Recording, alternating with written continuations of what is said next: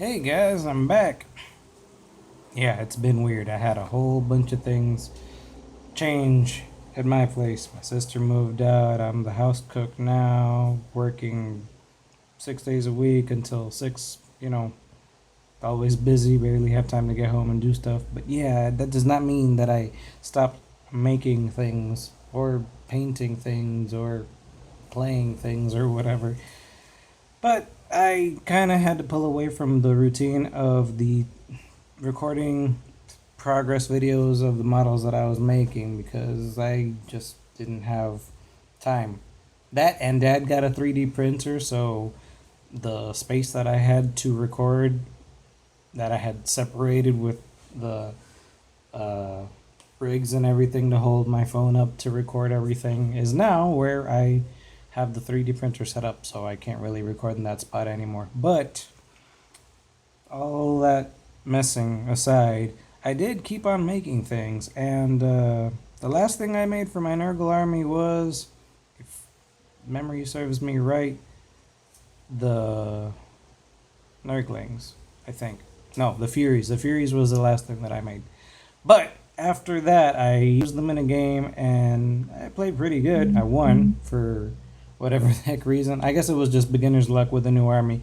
But yeah, I looked into making plague bearers for my army, and I had decided at some point that I was going to try and make at least one squad to see how they would work, and I didn't have any progress videos of them. I have progress pictures. If anybody wants to see them, let me know. But at I had tried making Space Marine legs at one point because I did make a mold with silicone and cornstarch to make legs, and that worked out pretty good. But one disadvantage that the putty that you make out of acetone and sprues has is that as the acetone evaporates, it expands, and that makes giant air bubbles that don't really help with Space Marines. You want them to be crisp and whatever, smooth, but even the mold stretches when those air bubbles get too strong, too big, whatever. So I figured, I'm gonna stop making Space Marine legs because those don't really look all that right. But then I figured out that I could make something else out of them, and so I had the idea to take them Space Marine legs and make this guy, who has Space Marine legs. But they don't look like Space Marine legs because they're under a whole bunch of what you call it? Paint. Yeah, paint, whatever. And I did use high shine gloss to make them look wet on purpose. And like I mentioned earlier, I had a 3D printer. These swords I did not make by hand. These are printed. I wouldn't be able to make these by hand, no way. But yeah, I did make this one guy, and I figured, well, I made one. Well, why not just make the whole squad? It's already one hurdle. I already made one. All I need to do is make 9 more. So there's the leader of the squad, and then I thought, maybe let's try something a little, I don't know, little more laid back. No pun intended. Or is it? But yeah, I made this one, and to make the swords different, I cut them in weird shapes. They're all the same sword, and it's just that at some point I thought, let's make them look different. I got the clippers, and I just went to town on them. So I made this guy, and then I remembered, oh wait, you're supposed to have a standard bearer in the squad for some reason or whatever, and I got a STL file on Thingiverse, and I printed out this here banner, and I made this here Muppet looking guy with that weird open mouth. And same sword, flipped it on a different bias or whatever the heck you want to call it. And so I made the standard bearer for the squad. So now there's 3 of them, so he looks a lot better. There we go. And then, just like in every other demon unit, you're supposed to have one that has a horn. When I made this guy, yes, he has no mouth. His mouth is painted on. Whatever. I decided that I was going to give him arms, little flat. Those arms are really easy to make. You just take one of these syringes, a thick syringe, and then on a flat surface like this, you put a little spray glue down so that it's tacky, and then you extrude with the syringe and make the shapes like this. And since the acetone expands, like I said earlier, in the molds, it'll make bubbles and shapes like this, and that's why these arms aren't just straight up flat looking tentacle shapes. And that's how I got these nice, what you call it, falling flesh looking bits. So yeah, there's that.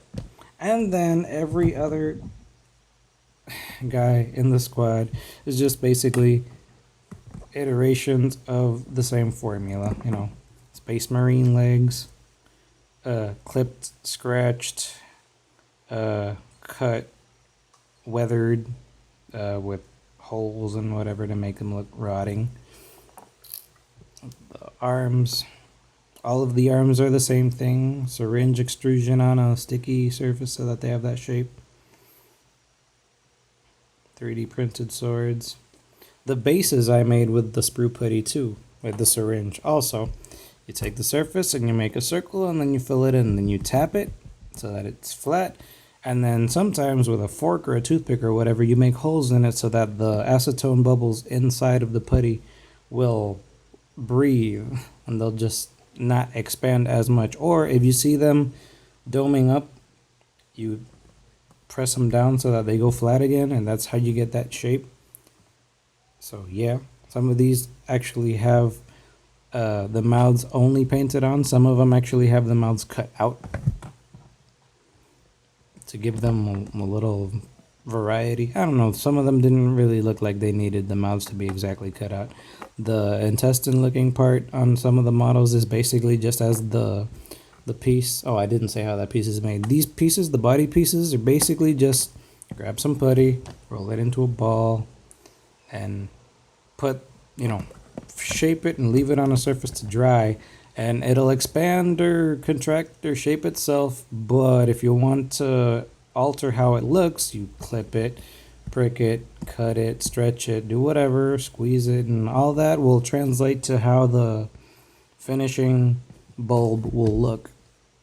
Like some of these look really, really smooth and whatever, and it's because I decided to just leave them flat like that when they were drying, and that's how they ended up. And then some of these actually have open cracks or whatever, and that was because after it forms a skin, you get a toothpick or a knife or whatever tool of your choice, and you go at it and you pull, and you make that looking pattern. So yeah.